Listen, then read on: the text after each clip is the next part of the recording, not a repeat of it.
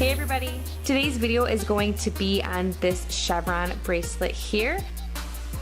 I've been doing these off and on for quite a few years, and I decided with warmer weather, why not give it another go? I don't have anything else to say, so let's go ahead and jump right into the video. So as you can see, I do have a ton of embroidery floss here. I think I do want to go with a little bit brighter colors, closer to the neon range. So I'm just going to go through all of these colors and decide. I'm either going to mix and match the colors and do 8 different colors, or just double up and do 4 like the traditional Chevron bracelet. So I'm going to pick my colors and then come back. So here I have my 8 colors. I decided to go with the mixed and matched method. I have never done this before, but I have seen pictures of it and I think it does look really cool. So I'm going to be testing this on camera for the first time, but I have done plenty of these friendship bracelets over the years. So I'm going to go ahead and cut these to size and then I will be right back. So I have all of the embroidery floss cut to size, and the measurement that I use for my wrist size, which is on the smaller side, I like to go from hand to hand or fingertip to fingertip. So basically I just like to measure out one of the embroidery floss colors. I hold it in one hand and then just pretty much unravel it all the way until it reaches the other hand, so my arms are outstretched, if that makes any sense at all. You can also use the height that you are as well, so just going by that. I have done that in the past as well, and both seem to work about the same. So for this, because I was not just doubling over the embroidery floss, basically if you were to only be using 4, you would fold them like this, and then not this top, and then it would only be half the length. But because we are using the 8 colors as opposed to the 4, I only did half that length. So now that I have all of the thread cut to size, like I said, I'm just going to do a loop. So I'm just going to fold it over like that, flip it in, and loop it through just like a normal knot. And then just tying that tight. And then if you want, you can go ahead and cut this off. That is what I am going to do.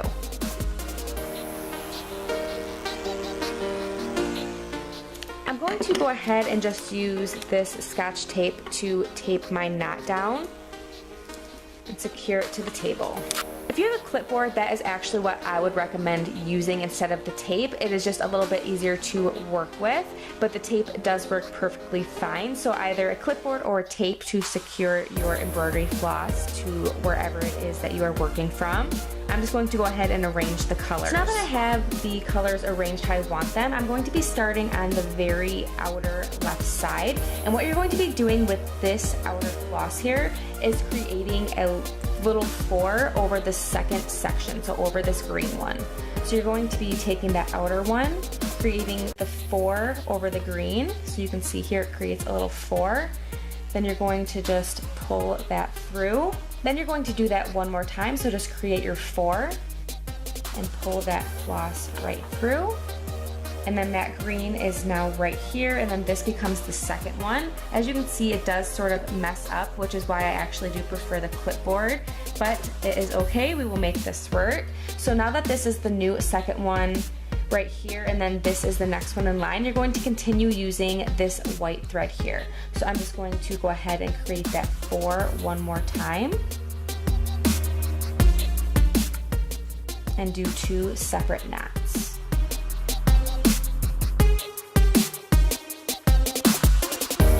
And then doing the exact same thing.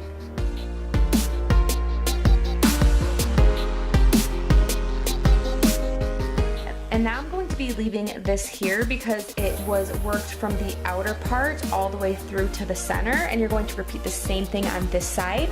The only difference that you are going to be doing is using a backwards 4.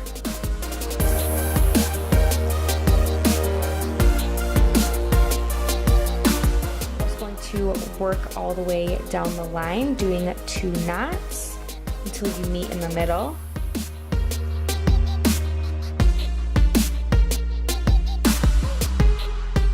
And now that you have come to the middle, you're going to join these together. So you're going to do that backwards 4.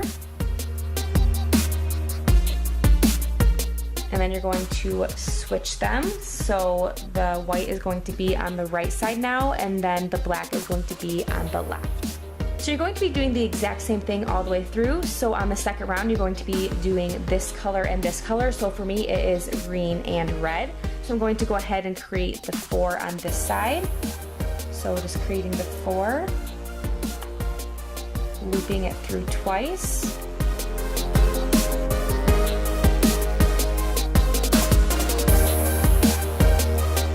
And then moving on to the next one.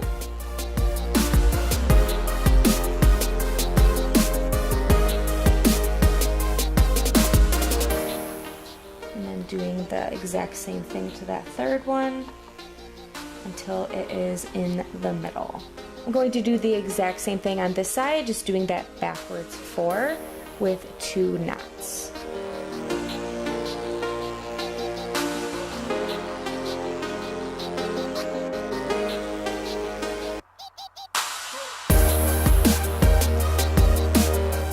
And then joining these 2 green and red together, I'm just going to be doing that backwards 4 2 times.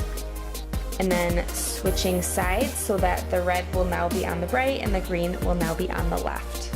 I'm just going to be repeating these exact steps. I'm just going to zoom in so you can see a little bit better and continue to move on.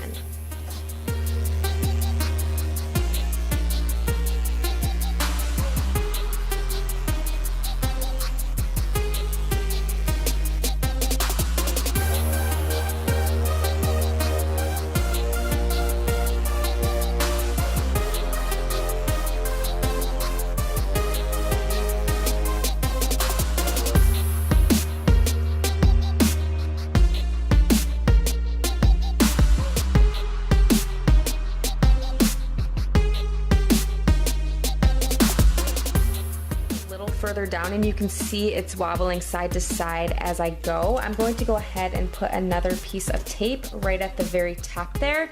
That way it does not wiggle so much on me, and I do continue to do this throughout as I go.